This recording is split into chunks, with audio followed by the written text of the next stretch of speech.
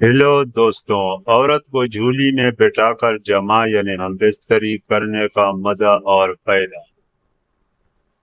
बढ़ती हुई उम्र के साथ साथ औरत की जिनसी ख्वाहिशात रोज बरोज बढ़ती जाती है और औरतें मर्दों की होश में आंधी होने लगती है। और फिर औरत अपनी शर्म हया को उतार कर मर्द के साथ बिस्तर पर पागल हो जाती है।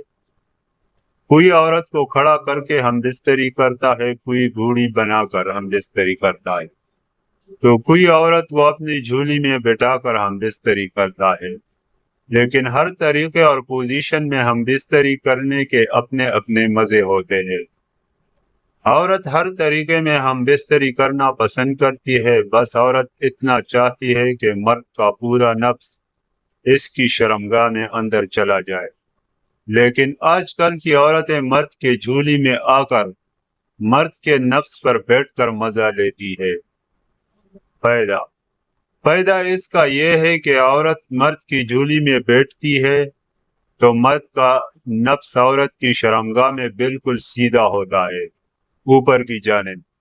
तो जब मर्द फारिग होता है तो इसकी मनी नफ्स को बाहर निकालने के साथ बाहर आ जाती है। तो इस तरीके में हमल ठहरने का चांस दूसरे तरीकों से हम बिस्तरी करने की निस्बत कम होता है।